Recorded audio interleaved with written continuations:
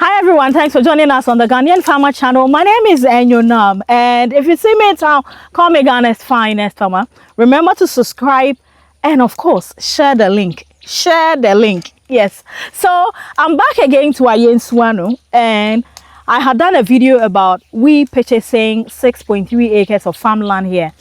So this video has become a matter of concern for us to do. In every agricultural activity, there is that first thing that every farmer needs to do before others would follow. And that's what the agronomists or the technical guys will say, land clearing, land preparation. Yeah.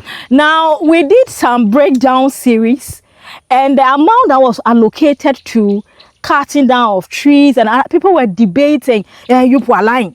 It's not true. It's less. It's too big. Yeah, it's too big. So look, this land, when did we start it? Yes, started land preparation. How long has it been so far? Almost 3 weeks. Almost 3 weeks. Right. Guys, this land is not a virgin land. Is it a virgin land? Nope.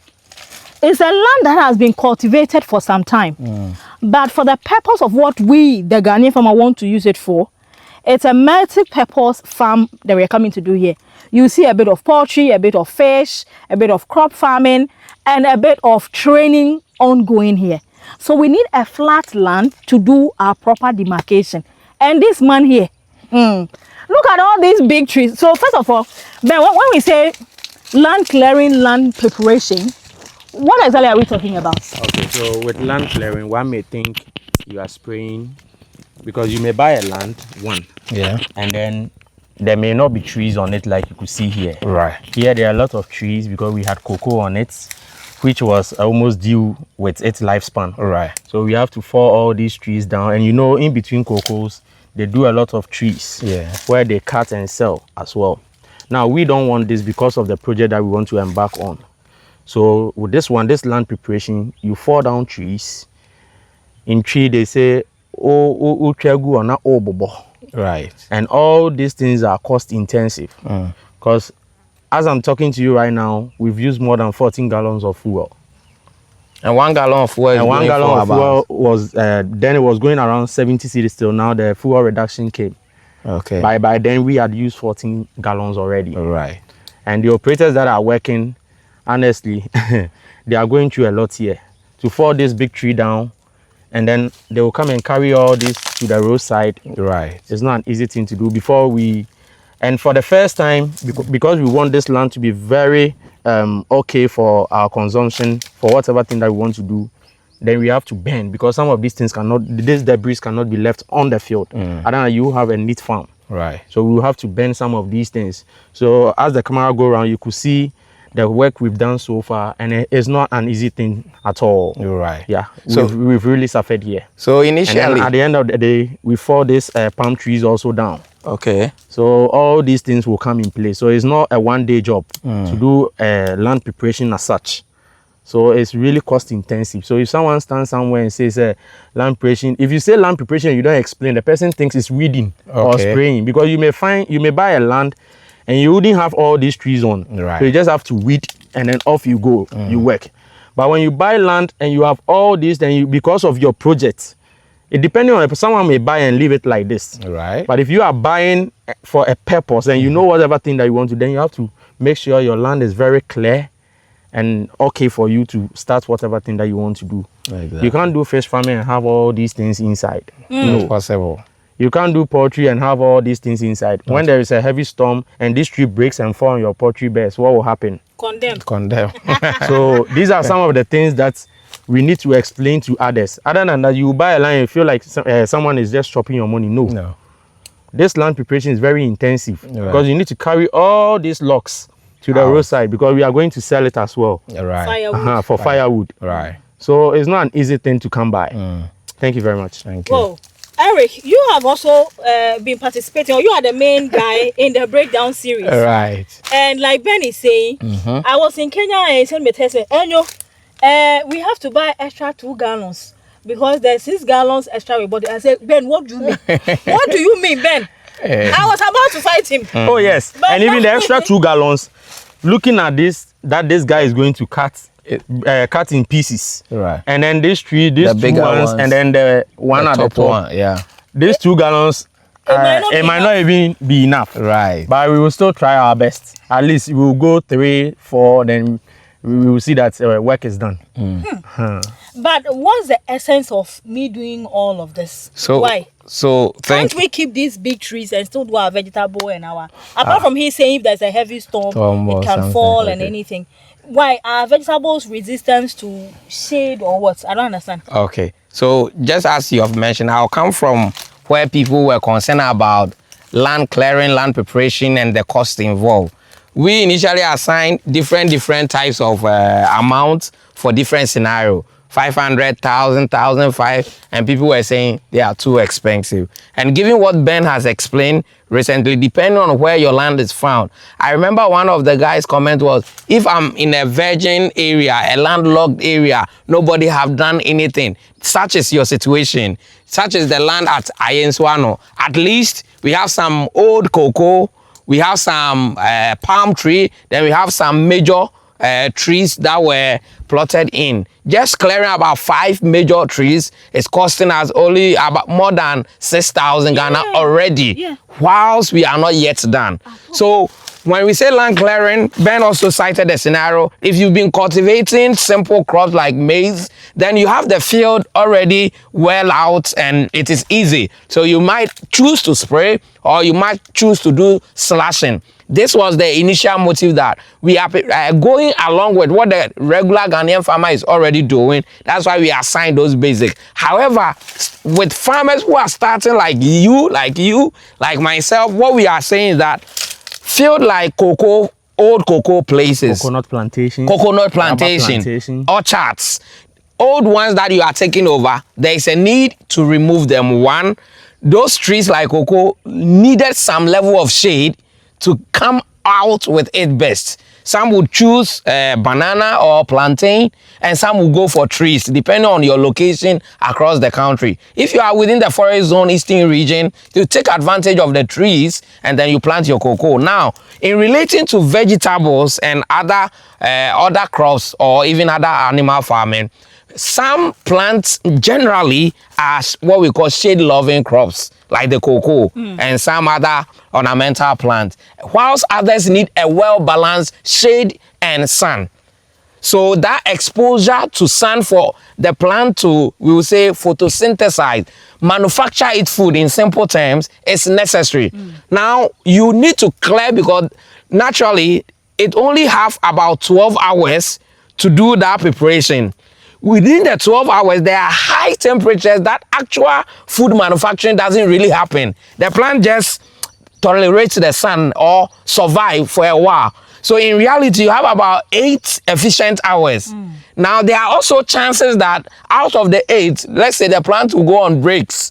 So you have 6 efficient hours. Now, if you have a lot of trees that is blocking sun radiation, then you are denying the plant of achieving what it's looking for. Now, within the plant's absorption, it is also not using all the sun radiation. We have infrared, we have the short waves, we have the long waves, then we have the photosynthetically active radiation, which is between 400 nanometer to 700 nanometer. This is the range plants are interested in. So they are going to do a lot of selection. Now, our idea is that if you block them, then they will not get enough. So what we are saying is that all the sun is coming in 800 full energy, but some long waves are deflected. Some short waves may not be necessary. Now the plant is now going to do selection out of all these things. So there's no need to cover it with an extra layer. That is why you open. Secondly, or another level is, there are days that you have cloudy days. Coupled with shade will be too much for plants, which you need a lot of food out of in short period. 90 days, you could not cut off some of the sun radiation, which is one of the most principal thing in a plant's life. And that is why there's a need for these long and intensive, cost-involving preparations. Example, doing maize under, I'll add to what my brother said, doing maize under shade, you will lose. Exactly. Because your maize will have to, instead of forming the fruit, has to go deep to find sunlight. Right. So instead of forming the fruits, it's searching for sunlight. So the maize will just be growing tall. taller and taller and taller, and you lose. Exactly. It will forget forming the fruit for you. So at the end of the day, you have tiny fruits. So these are the reasons why all these things, depending on your project, if you want to do cocoa, then you can maintain this and then plant your cocoa in between the shade. Exactly. That one it will survive. Right. Okay. So that is why when they are doing cocoa, even if you want to start cocoa farming, you can't have these big trees shading the younger one. It all has to start from somewhere together, and then together they all grow together. So that is it. Thank you. Oh my God. All right. So guys, I'm sure that some of you have heard what Ben and Eric has said to us. So right now, Ben, give and take. We still have some the oil palm trees. You said we'll sell it to people who are into akpeteshi, palm wine and then akpeteshi. Right. So they will just come and tap the palm wine from this, and then at the end of the day, we will just have to burn the stock. All right. Yeah. I see. All right. So you kept saying Ben. Did you people say climate change? So we shouldn't be burning. Why are you burning? Okay. So like I said, if you want to do, it depends on the project you want to embark on. For instance, if you want to do maize, you can just what we call in tree, like I said, yeah. Now where do you have them? All these debris, by the time you are done with first and second maize, then this debris will come down for you. All right. But if you don't do that, or if you want to do vegetables, this debris cannot survive. Obstruction. The vegetable will not survive. You're right. You have to get rid of all these. And by getting rid of this, it's not a one-day job. So if you want to do your vegetable and you want to wait for as long as 1 year to get rid of this so that it goes down for you, then fine. But the best way for you to start is you burn all these debris and then you have the space to do your vegetables. So that's why the burning is in two forms. There are some that are not important and there are some that are important. You're right. Okay. This is important. Yeah. So there are other burnings that when you other farmers do, and then you are there, you are just watching and you feel like, why should you do this? Because you've got, for instance, let's go forward a bit and then you see this area. Right. You could see that if you don't burn here and then you just do your normal spraying or you clear and then you plant, it's okay. Okay. But this, what we are looking at right now is very important. Behind us is very important. Right. Thank you. In my contribution to the climate change idea, we always say that climate change has two directions. Agriculture has impact on climate and climate has impact on agriculture. So surely we are of that understanding that we won't do anything that will harm it. Secondly, we are dealing with topsoil, which is rich in nutrients. If we decide that we won't burn and we want to move everything with bulldozer, we also have impact where we are compacting the soil and we are also removing the first layer. So you have to create a very gentle balance. The idea is to take care of what needs to be taken care of and leave the areas that are still fresh and good. We are not going to just burn everything. That is not the concept. Yes. All right. So guys, I will be bringing you a lot of updates every now and then, but I guess this is it. If you want to go into farming, see you laugh. No, don't laugh. My money is finished. I'm broke. As we speak, the things that I'm hearing, the money I used to do the farming is all gone. So please, that's why I'm saying that the Ghanaian farmer, these projects, it's been long overdue. People have been asking, and you are preaching agriculture. Are you doing it yourself? Well, this is it. Right. Now, kind courtesy, MasterCard Foundation, in partnership with other banks, some of us who are in agri businesses and agriculture education, they've supported us. It's not for free, even that one you have to pay something small. So they supported us to buy our land so we can set a great example. But now that they've helped you to buy the land, the farming, that one is your headache. You have to do it yourself. So like I said, we want to do a mixed farm and a training center. So if there is any NGO out there, if there is any person who is passionate about youth empowerment and you want to support, please. The Ghanaian farmer, my number is always displayed on the screen. Just call me and support us. That is if you appreciate the work I've done for 5 years. I've been educating you, changing the narrative and all that. This is about time you show me that indeed you appreciate the work I do. All those who have been calling me for my brochure. Hey, my diaspora brothers and sisters, this is the time to prove to me that you appreciate my work and you want to support me indeed. So I'll put my mobile money number and of course our bank accounts there. Those of you who want to genuinely support us in any little ways would appreciate, because my money is finished. Hey, my money is finished. Oh. So briefly, All right. Those who do not know how labor charges go, Ben, let's also get education. Over here, is it daily you pay the workers who come and work on this land, or you pay them after everything is done? How is it? I also heard you saying you buy food, you do this. Can you briefly explain that one too? Okay. So just like my sister said, here with the labor, here you wouldn't get it as often because of the Okada. Labor is scarce everywhere. But what I do, in my opinion, like what I do for my workers is I bring them here myself with my motorbike or sometimes the tricycle, and then I feed them as well. I buy food for them, and I pay them the exact amounts that they will go elsewhere. So in so doing, you will get the workers to come and work for you. Okay. Sometimes they will be like, oh, because you've given me food, you've brought me here. Instead of 50, I'll charge 40. Okay. It's a plus for you because they are also thinking about you, and they know that they can get a lot of job to do around this area. Exactly. So mostly I also bring labor from outside. The operator that came to do this work is not from inside here. The chainsaw operator. The chainsaw operator is not from around here. So he has to come and stay over, and then you get him a nice place to stay, and then he will be working peacefully for you. All this come at a cost, because you want the person to feel at home. If I bring, the reason why I didn't bring someone from outside, inside here, now I'm bringing someone from outside, is the insider knows every corner here. I may not be able to stand here and watch him throughout the work process, the working process. So what if he takes the food away and tell you that, oh, I've done 10 gallons? No, but the outsider will always come back to the house. So if he even hides the food, where is he going with? Right. At what time will he pass the food along? Right. Even though there may be a bit of theft, but it wouldn't be that much than bringing an insider. So mostly my permanent workers are from outside. And just the normal works like spraying and others, I take from inside here. And inside here, I have to give them food, and the transportation, I take that cost. And maybe sometimes I pay them the exact amount, or they will say, oh, just give me 40, or if it's 50, just give me 40 because you've done all this for me. Right. So basically that is what I do. They are choosing more per day. Yes, we always pay per day. Here. Okay. Because after the work, if you don't give the money, the person is not coming again. Ooh. So immediately if it's one barrel and the person is done, 70 CD you pay. Okay. Spraying.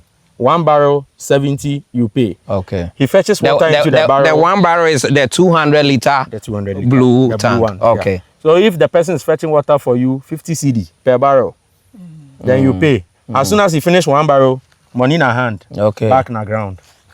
So that is what we do here. Interesting. All right, so guys, I just wanted to bring you up to speed on what's going on. We are still going down there. I said it's 6.3. We are still going down there to check how far things are going. So please, do you still have some land here? Because people are still asking. Oh yeah, about, yeah. You still have. You always talk about the selling. People want leasing. Do you have lands also for lease? Okay, so like I told you the last time, with the lease, they are ready to go, but because if, they are ready to give, but it depends on the project. We are human. When they see that the project is ongoing and is very huge, please, I'm taking my land. What will you do? So as an expert, we advise our client that buy and it's yours and you work peacefully. Because I have an example that I rented 2 acres and I started cassava farm. After the first harvest, they want to refund my money for me. Ooh. And then they will start the cultivation. Even though they can't do it, they still took it. Right. And when I took them to the court, they were like, if it was investment that I did, there will be penalties. They calculated and they paid me because they want to take the land from me. So some of these things are the issues that I always tell our noble clients, that you can't just go through all this process. Right. So why don't you just buy and be free? Exactly. They will lease for you, but there will be challenges when you start harvesting. Right. We are human. They will envy you along the line. Hey, and I mean, cabbage. You bought over 50. then they'll start Right. calculating for you. Right. So the best thing is that you buy and you just take a lot of things off your mind. Okay. Thank you. Thank you very much. Eric, any final words? Well, we have always encouraged people who are interested into the agric to have a clear overview, both financially and with expert advice, put it together, sit behind, take a look at what you want to do.